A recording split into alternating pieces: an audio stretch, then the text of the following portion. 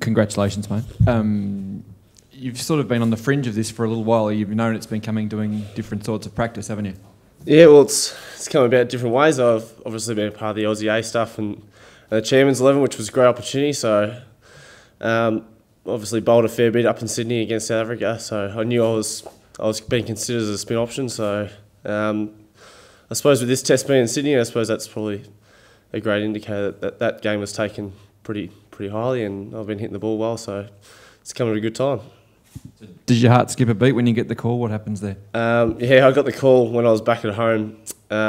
Just got home from my flight from Adelaide, and I was just with Dad. And when the phone rang, I sort of showed him who it was, and he started to panic a little bit, and I sort of went outside and took the call and came back inside, and he was pretty emotional already. So it was a good moment to share with him.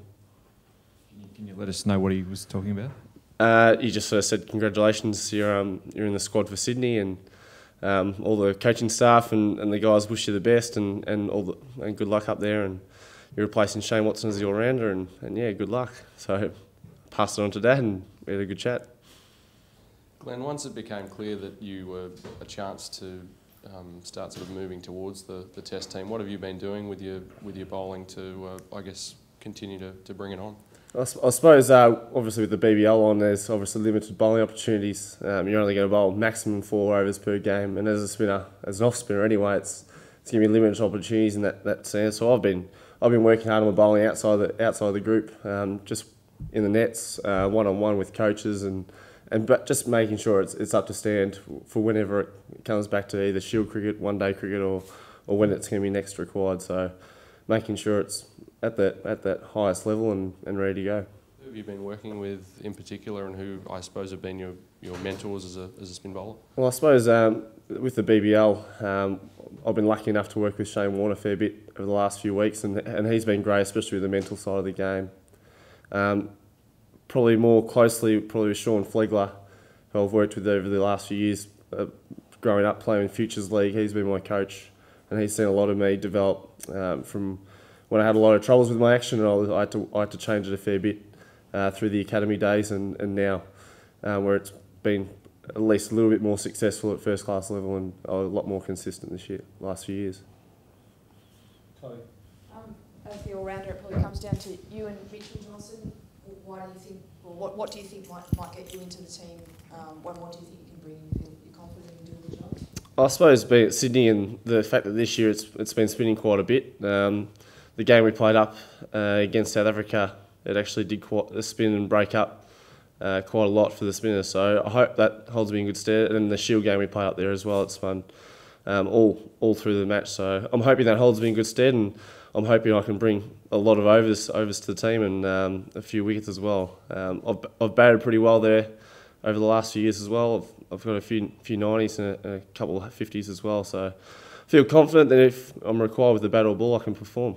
And you initially came to prominence, I suppose, in the shorter forms, and you played an awful lot of 2020 cricket over the past 12 months or so. How have you kind of made sure that your first class game, particularly batting wise, is still in order? I think it's more the mental change, straight back into first class cricket when you come. Obviously, had a lot of T20 cricket and one day cricket, as you said. Greg Shippard makes that a pretty easy transition. We sit down and talk a lot about what my role is going to be in the team, and adjusting back into that red ball format. And he's probably made a really easy transition for me to sort of fit straight back into that Victorian lineup whenever I came back in. So I suppose a lot of discussion, sort of more than training, sort of goes into preparation for transition from that 2020 into that longer format. So I felt like I've been able to make that a lot easier than some. Obviously, having a pretty similar Shield cricket compared to my one-day cricket it sort of helps a fair bit. Just further to your batting, your first class strike rate's 75. It's fairly high. You could be described as a free-flowing batsman. And Pup said during this test that he was encouraging guys to play their shots. Have you had any discussions along those lines? Because potentially it sort of takes a bit of courage to keep playing your natural game on your test debut when, one false stroke could cost you, Are you balancing caution against your natural aggression? Yeah, no one's really talked to me about it. It's sort of more been my natural game. It's just been the way I've been brought up. I've always played my natural game. Didn't really matter the situation. I feel like if I went against it, I'd sort of bring in indecision and something that would probably cost myself a few iffy shots. And I feel like if I back myself, that the best outcome will come out in the end of the day. So I don't see it's going to change if I get selected in Sydney, and hopefully not for the rest of my career. Glenn, just in terms, you said that Shane Warne helped you with the mental side of the game. What specifically were you talking about with him in terms of that? It's a lot more about patience. I'm obviously a cricketer that wants things to happen really quickly and want the game to sort of keep moving forward. He sort of helped me to sort of slow down and just sort of take a few deep breaths and just work things over, whether it be just moving a fielder 2 steps over and then moving him 2 steps back, sort of getting in the batsman's head a little bit as well. So he talked a lot about batter manipulation, just by simple little things like that. So he's been great to work with and just sort of delve into the mind that he's the best spin bowler we've ever produced. So it's been great working with him. So is that the big change in your bowling? Is it more mental than physical, or are we going to see more loop, or what do we see? I think I've done a lot of work on my bowling technical over the last, especially 12 months. Working obviously closer with Sean Flegler, Ray Bright, and now Warney. I think it's now time for me just to put that all into practice. I bowled really well against South Africa. I bowled 29 overs or high 20 overs. And I felt like I was bowling really consistent areas, and I had the backing of my skipper the whole way, which was Andrew McDonald at the time. And I felt really good, and I don't see that going to change, hopefully, in Sydney. So when you came into these sort of teams, did you perceive yourself as a batsman who could bowl a little bit, and is now the opposite true?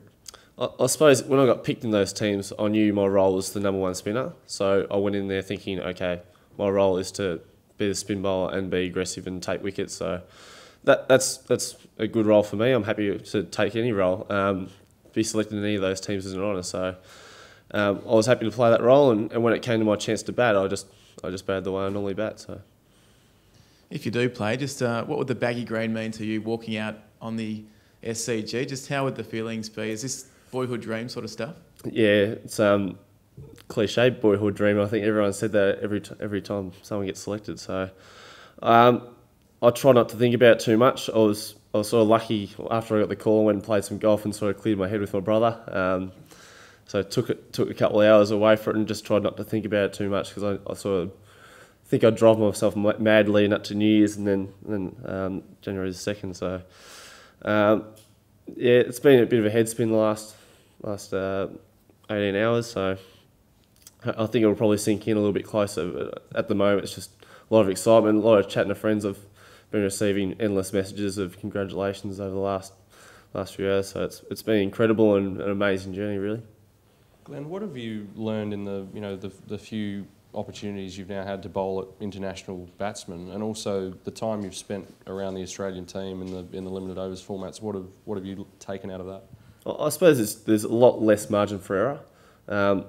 The professionality of all the players that you play against and with is just a completely different standard. So I've had to lift my game from obviously going from playing for Hampshire over in England and then straight into the Australian setup. I've had to lift my game up a few levels and really just make sure I'm at least at that standard and looking like I'm at that standard as well. It's not so much just being able to play, it's actually having to look at it as well. So it's been a tough little initiation when we were up in Dubai, and I think that's probably the hardest conditions you're going to get playing wise, and I felt like I met it with the standard I'd like to meet it as well. I felt like I held my head up high after that series, and I felt confident that I was at that level. What have you learned from your Bushrangers mates this year who've been given a similar call up? I've learnt that Bushrangers guys are ready when they get that call up for Australia. I felt like they all met the challenge head on. They all played really well when they got that opportunity. Bobby, I thought, was unlucky. He hadn't nicked a ball in 3 years, and unfortunately nicked 2 in a test match. So he was unlucky. I thought Haystow played really well in Perth, struck the ball well, bowled with good pace and bounce.